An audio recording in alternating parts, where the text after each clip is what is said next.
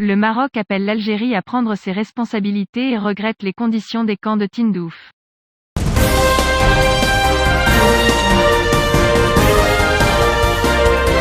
Nasser Bourita, ministre des Affaires étrangères, de la coopération africaine et des Marocains résidant à l'étranger, a affirmé que le Royaume du Maroc, depuis son indépendance, a placé le soutien à la stabilité dans son environnement régional et international au cœur de sa doctrine diplomatique.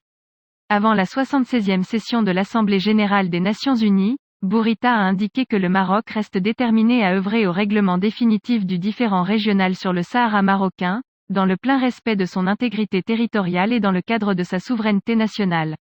Le responsable marocain a ajouté, dans un discours visible à la communauté internationale, déclarant « Comme vous le savez, les dernières élections législatives, régionales et locales ont eu lieu, le 8 septembre 2021, dans la région du Sahara marocain, comme c'est le cas dans le reste des régions du Royaume, et la région a enregistré le taux de participation le plus élevé au niveau national, atteignant 63%. Bourita a déclaré que « le processus électoral s'est déroulé dans un climat de mobilisation et d'organisation démocratique et en pleine conformité avec les normes internationales, cela confirme l'atmosphère de calme et de tranquillité dans la région désertique ». Le ministre des Affaires étrangères, de la coopération africaine et des Marocains résidant à l'étranger a estimé que « cette participation massive confirme que les habitants du Sahara marocain s'accrochent à l'intégrité territoriale du royaume, et confirme hors de tout doute leur volonté de s'engager pleinement et efficacement dans le téléchargement le nouveau modèle de développement des provinces du Sud lancé par Sa Majesté le roi Mohamed VI, que Dieu lui accorde la victoire en 2015.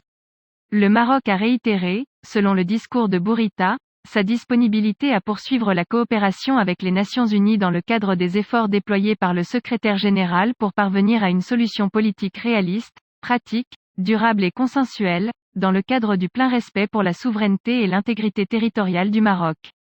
Bourita a souligné que « cette solution ne peut être atteinte que dans le cadre de l'Algérie portant sa pleine responsabilité dans le processus politique des tables rondes, et cela dans la mesure de sa responsabilité dans la création et la poursuite de ce conflit ».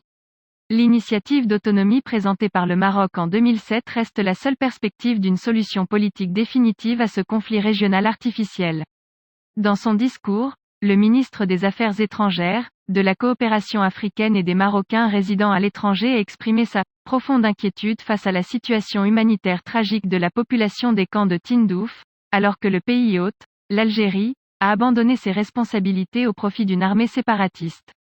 Groupe, en violation flagrante des règles du droit international humanitaire. À cet égard, Bourita a appelé la communauté internationale à agir afin d'obliger le pays hôte à respecter ses obligations conventionnelles, permettant notamment au Haut-Commissariat aux réfugiés d'enregistrer et de dénombrer cette population en réponse aux appels répétés du Conseil de sécurité.